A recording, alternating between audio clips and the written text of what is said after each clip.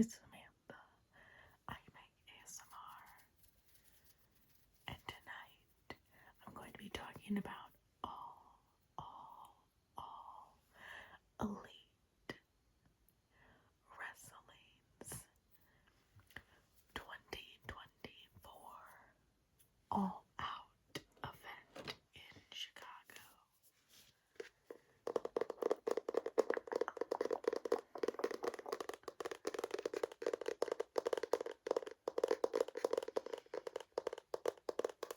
So, this is a little bit late, but honestly, I wanted to talk about All In, but they just fall so close together that I just couldn't get the video out, and then it had been a while for me to get out this video, and I thought, well, maybe I won't do it then, but honestly, I just really want to talk about this show, because it was so good, and so much fun, and so it's not gonna be like the greatest recap, but I just want to talk about it with you guys like I'm talking with my friends about it. So it's not super great if you haven't watched the show, but I'm hoping that I can add enough context that you can still follow along.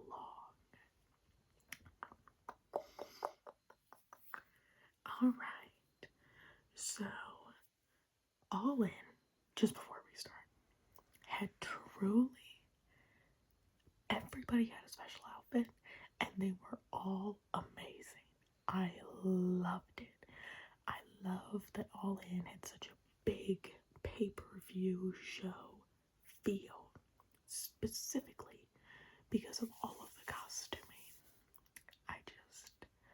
I thought that was so amazing, and I really loved that. I thought it was just great. So, we start with a graphics package themed after the L, the transportation subway system that's in Chicago, which I loved. And a theme they kept going throughout. And I thought that was very fun. And also, I figured that my sister's fiance would love it, and she did, so even better. So we actually start with MJF versus Daniel Garcia. So MJF comes out and he is in brown. I don't know if that was for me. It's brown and then like neon green, and this color palette reminded me so much of something, but I still cannot figure out what it reminded me of, you know? So, if you know what brown and neon green I am thinking of, besides just like maybe the early 2000s, let me know. There is a huge banner that falls from the ceiling. This is Thank Me Later. And Daniel Garcia attacks MJF before the banner can like come fully down. And then you see like the little stagehands getting rid of the banner, which I loved. I thought it was so funny. I like that Danny started off hot with an attack. Just right off before the bell rings. Good. I feel like it establishes the tone of the match really well. Danny is bandaged up again, which MJF pulls off and bites at one point. There is biting at this match, and we get another kiss. Not on the mouth, but yay. Just fantastic. There is a Red Death explanation on commentary, which I felt like we had never gotten before. I believe it's Excalibur who talks about how Danny got the nickname of Red Death, and it's that he sees red and he locks in. And usually you can tell that he's seen red because he has turned red as well. And I felt like that did a lot to kind of do the storyline of the match, which I loved.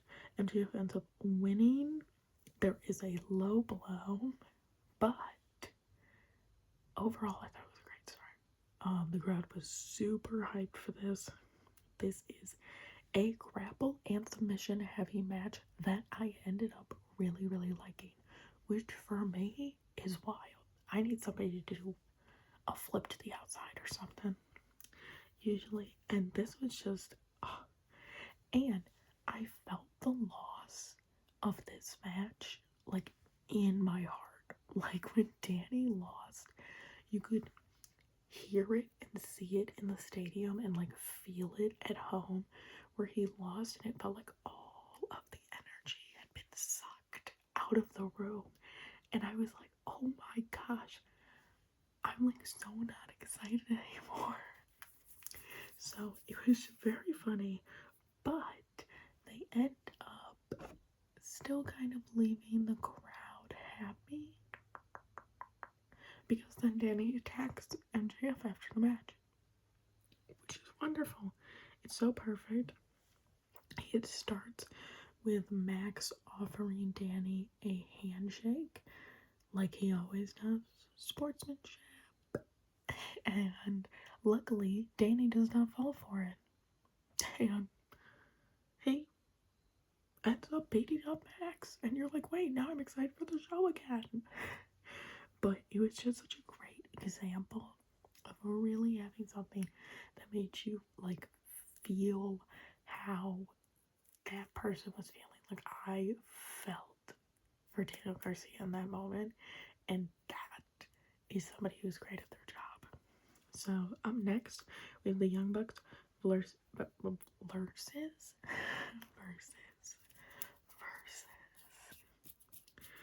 the Young Bucks versus Claudio Castagnoli and Wheeler Yuta for the Tag Team Championships. This is genuinely a very fun match, as all Young Bucks matches are.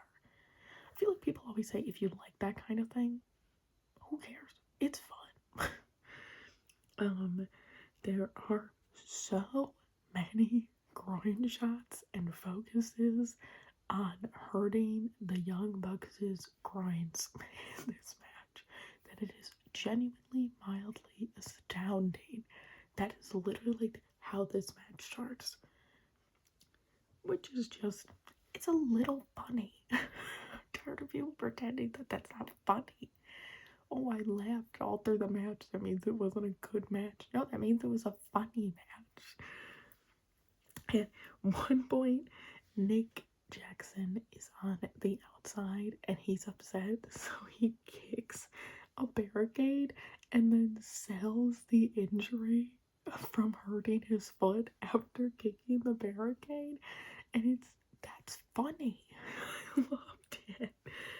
There is a giant swing tease from Claudio, but later there is the actual giant swing, so of course the crowd was very happy about that.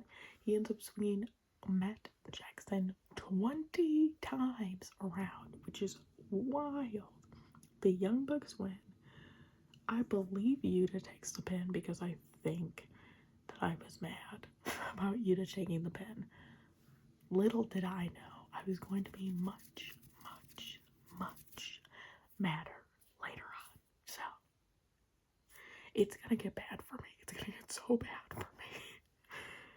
But next, we have Will Ospreay versus the Bastard Pac for the international title. I love Pac. Well, at this point, I loved Pac.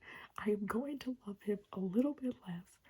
Also, while I bring up Pac, I also have to bring up the Lucha Brothers, who I love,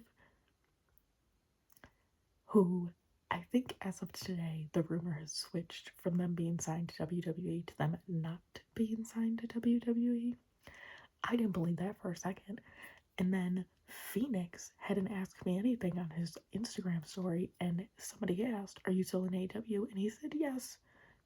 So, I don't want to hear any of it.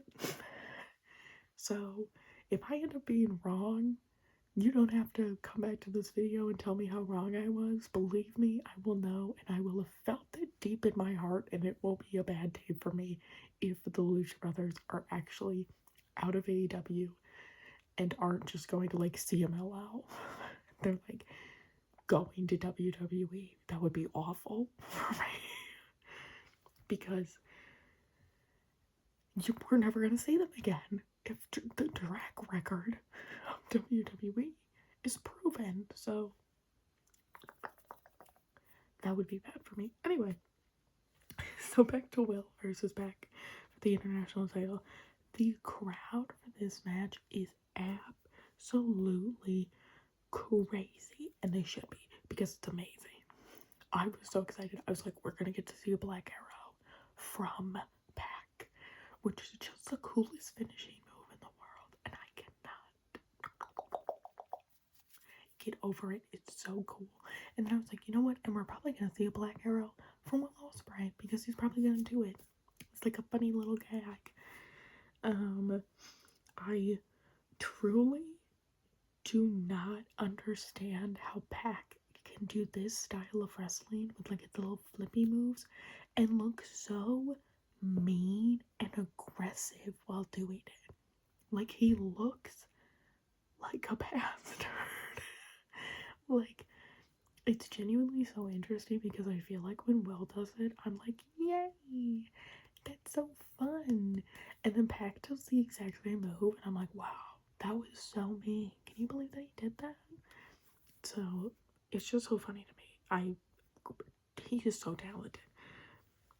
We really get a feel for the match at the beginning when Pac does a corkscrew moonsault off the top.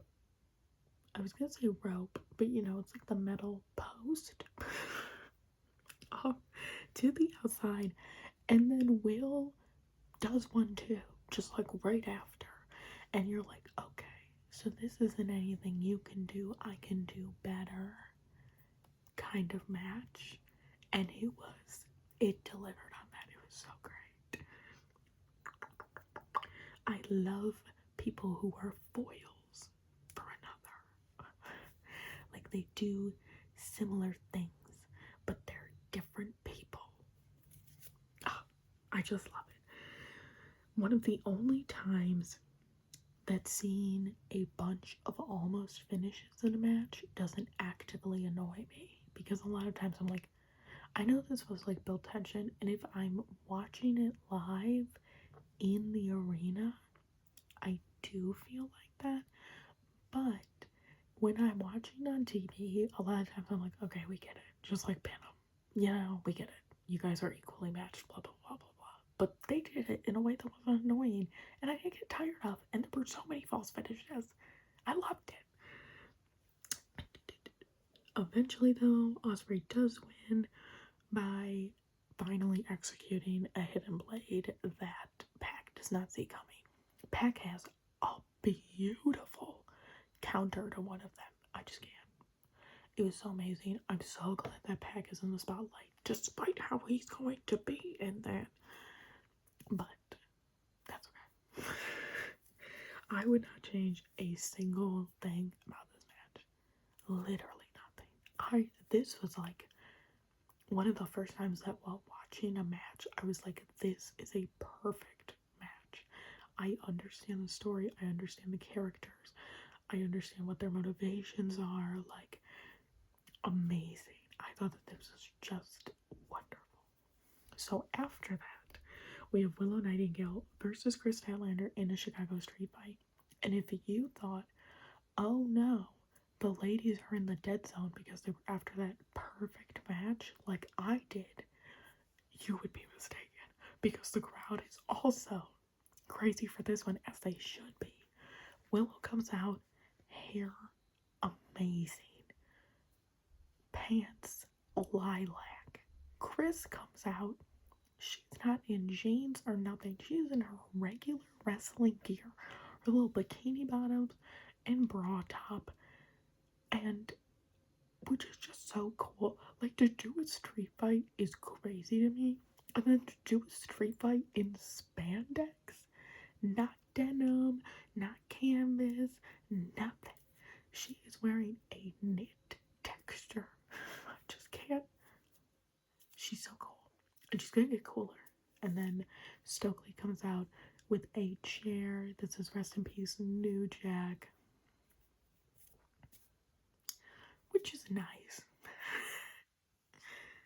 I don't know. New Jack is a complicated figure that I don't feel that I can weigh in on. So, rest in peace, New Jack, I guess. This match is so fun. I thought that there would be a re-entrance of Stokely at one point, but there isn't. Willow scares him off after a while. The highlight of this match, though, is Chris Statlander doing a split into the thumbtacks, crotch first. She is the bravest person in the entire world. I cannot believe it. It was so crazy. Oh my gosh, women. This is absolutely the blow off that I wanted to best friends breaking up. I feel like this is such an encapsulation of how deep female friendships can be, and like the blow off to this match is like how it feels to lose a friend as a girl. I'm sure it feels similar for men, but there's just, this was one of those ones where I'm like, I feel seen. This is so amazing. Chris does end up winning, which is awful, but again, usually in fights between two friends, the person that wins does tend to be the person who is the most in the wrong. So I kind of loved the ending as well. They're telling complex and complicated stories that I just love. Next, we have Okada versus Orange Cassidy versus Kenosuke Takeshita versus Mark Briscoe for the Continental title. So first, I'm going to talk about how Orange Cassidy at All In got a Mr. Bean entrance, because that was very important to me specifically, as well as my mom. And then I'm going to go back to All Out. This is a great match, but honestly, I don't remember a lot of it, because those last two matches had me so excited and feeling so many things. Unfortunately, this match kind of was my take a break kind of match and regroup. But there was a lot of teasing of Kazuchika Okada versus Takeshita, and I am so excited to finally see them fight. I do want to point out that Okada, in order to win the match, ends up pinning Orange Cassidy, I believe. And I think that I'm missing a little bit of the Orange Cassidy sadness. It feels like he's rebounded into the conglomeration very quickly. And I think that after having such a winning streak with the international title, and then losing it, and losing his friends, I think that maybe putting him on a losing streak would have been a really interesting thing to do, and then have new friends pick him up and kind of rebuild him. But it doesn't seem like they're going that way anymore, which is fine, but I kind of wish that they were going that way. So it's interesting. I'm still excited to see where it goes, but it's not quite the way that I would have booked and planned specifically Orange Cassidy's story in these 2 weeks since All Out. So next we have Mercedes Mone versus Hikaru Shida for the TBS title. I love Shida, we already know this, but I once again have to applaud Mercedes, because she understands the pageantry that is supposed to come with a pay-per-view. And it is just so wonderful. I love it. I think that a lot of people, I think after this match, there was less of it, but during hers and Britt's match, there was some calls about Mercedes, like, not being that good and her gear looked bad and blah, blah, blah, blah, blah, blah, blah, blah, blah. I don't care. And you know why I don't care? It's because I love how Mercedes fights. I've talked about this before, but she fights like a mean girl. She fights mean and dirty. When she doesn't get what she wants, she screams, and I love it. She scratches, she pulls. Like, I just absolutely love how Mercedes fights. And partnered with Shida, who also fights mean, so mean that Shida almost gets disqualified by trying to hit Mercedes with a kendo stick, which inevitably leads to her losing this match. Loved this match as well. I thought it was great. I thought that it did reinvigorate Mercedes in people's eyes, which is even better because I really like Mercedes. I want her to be in this company and I want her to be successful. So, yes. So, Mercedes ends up retaining because Shida is too focused on something else and ends up taking a pin. Shida also looked great. I think that I said that, but I just want to reiterate that. I love her little, like, dress shirt, pirate corset kind of thing that she's been going with for her ring gear. I think it's great. Next, we have Bryan Danielson versus Jack Perry for the world title. I also love Jack Perry. I think that this character is so cool, is well thought out. He understands what he's supposed to be, and it makes sense for him as a person and a wrestler. I've had a couple people seen a couple people making fun of it. I don't care. He so successfully plays like an overconfident kid who also knows that he has mostly the talent to back it up and that he can get away with what he's doing. I can't even call it a smirk because the smile that he does is like such a grin that I love it. He looks like a cat that just got away with something. So he's posing, he's doing his little smiles. He actually ends up having Bryan take a pretty good beating for a while, which I was fairly impressed by. And the tides only start to turn once Jack Perry tries to do Bryan Danielson's moves. So, like the running knee, and he starts doing the yes chants, but with both of his middle fingers up, and that seems to kind of wake Bryan Danielson back up and get him to start really fighting again, really fighting hard, kicking, punching, also getting those running knees in, which eventually is what he does to pin Jack Perry as Jack Perry takes the last running knee, slightly defiantly, almost posing like, sure, you've won, but I'm going to go out still being like a dick. And that was great. So Bryan Danielson wins, and then all of a sudden Killswitch appears. And him and Jack Perry have this big stare down. And then Christian Cage's music comes out, and out come Christian Cage, Mama Wayne, Nick Wayne, the rest of the patriarchy. And Christian Cage is holding his contract that he gets to cash in for a world title shot. So after Bryan just had this really difficult match, Christian wants to cash in his contract to try and fight him while he's still weak. Except, as they're on their way to the ring, out come Claudio, Yuta, Jon Moxley, the rest of the Blackpool Combat Club, to prevent them from getting into the ring.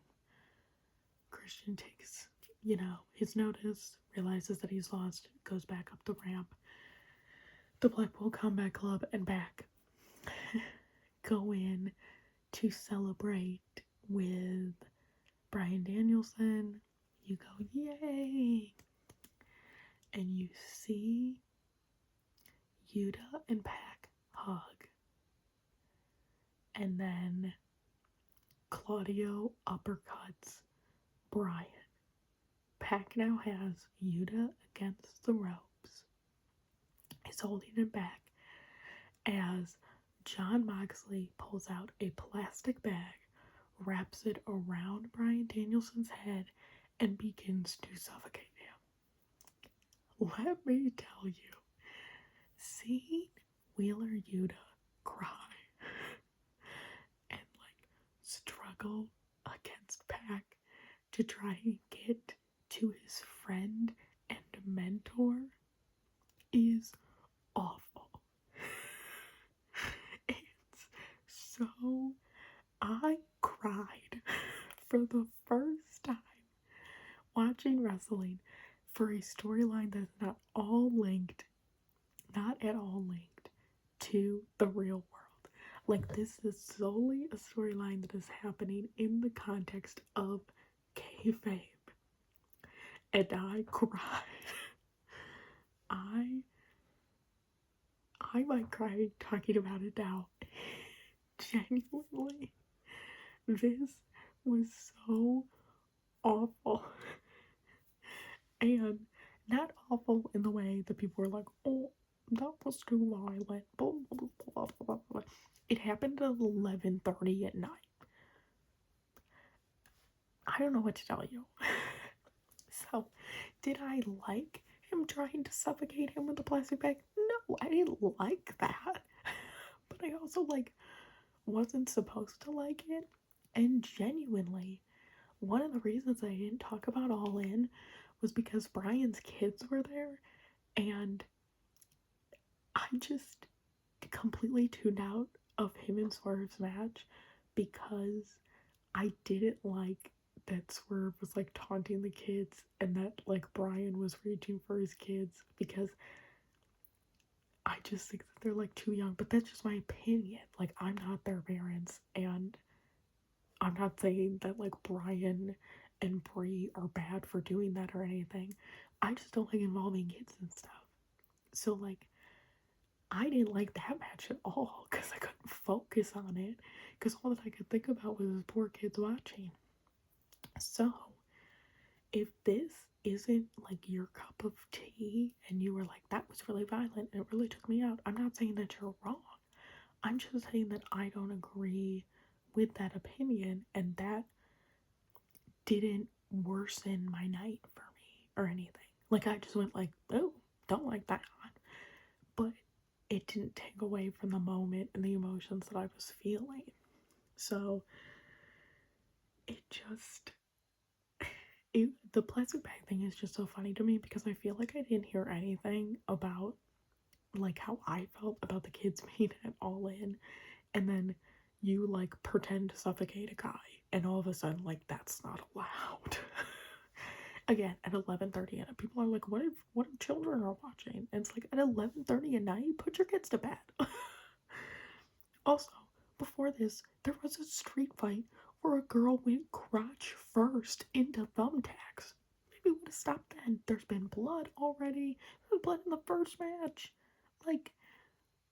It just was so funny to me. And then I'll talk about this a little bit more with the Needle and Swerve, that there were so many think pieces about how wrestling has gone too far and blah, blah, blah, blah, blah. Sorry. I didn't think it was too far at all. I thought it effectively communicated a story.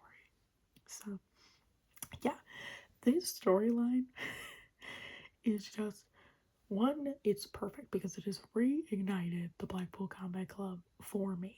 I think that I've said before that I felt like it was missing something ever since William Regal has left, and the shadow of William Regal looms over this. The jealousy from Jon Moxley to Bryan Danielson looms over this, which I love.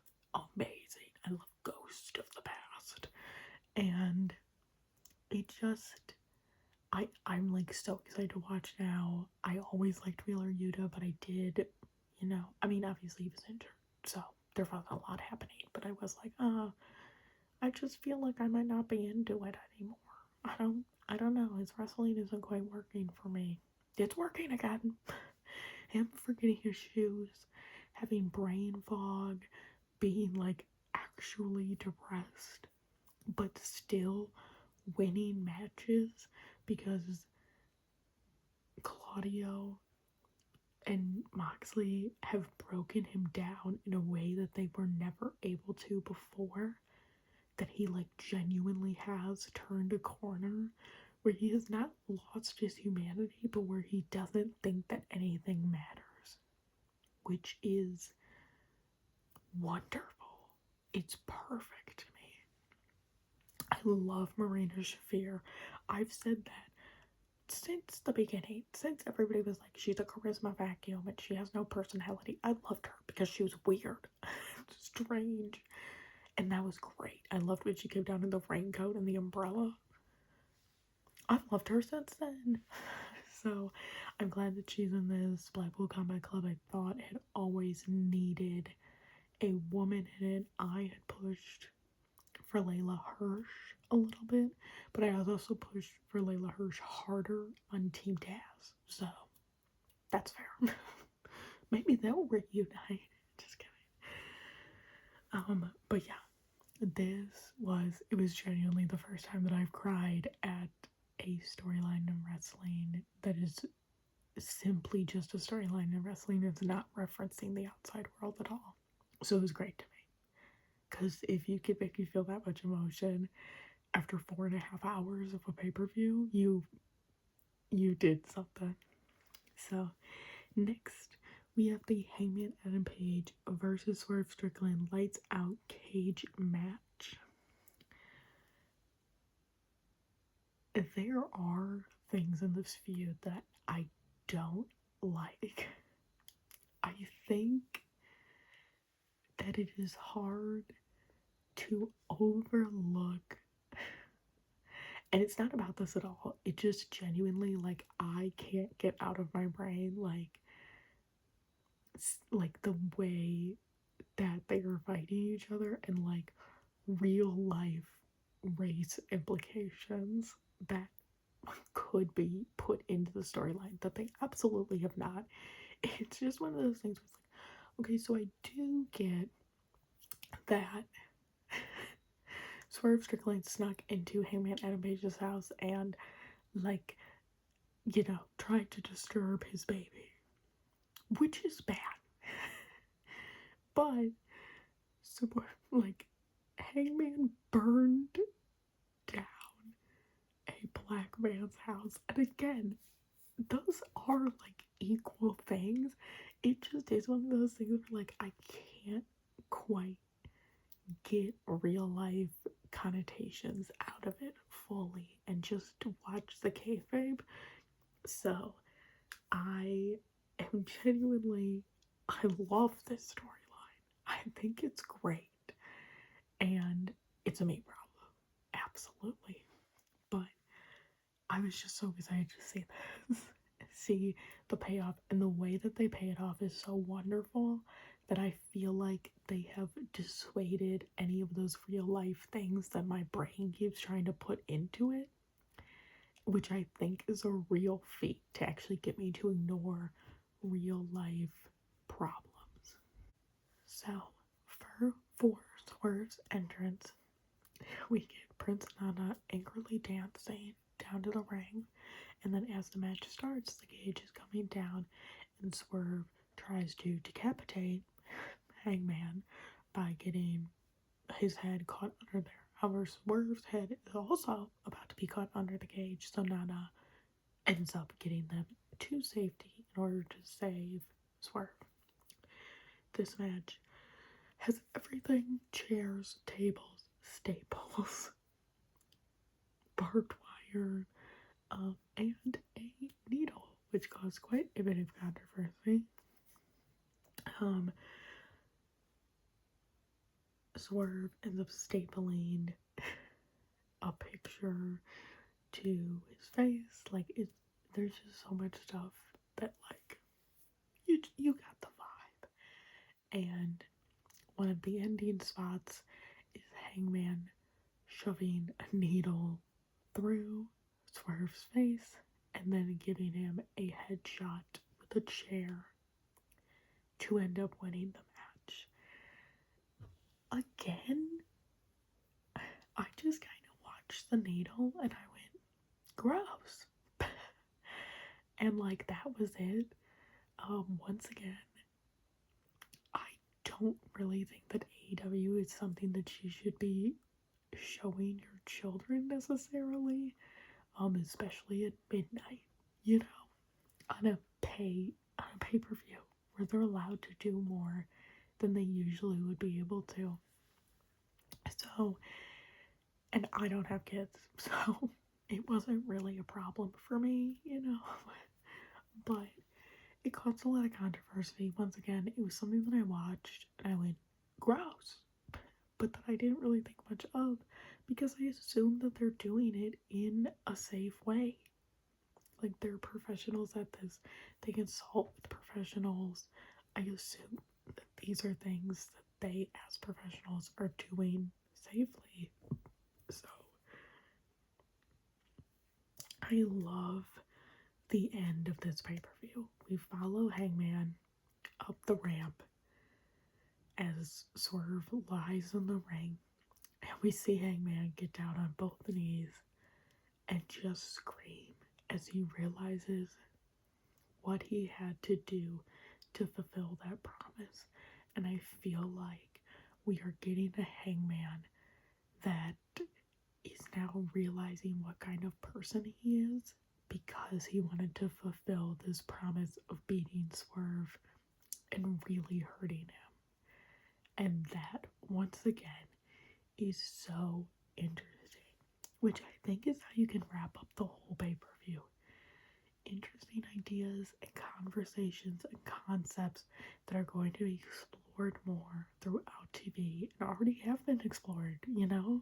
Like, 2 weeks removed from All Out. So, it was so great. I really loved it. As always, I hope that this video brought you some rest, some relaxation, and some tingles.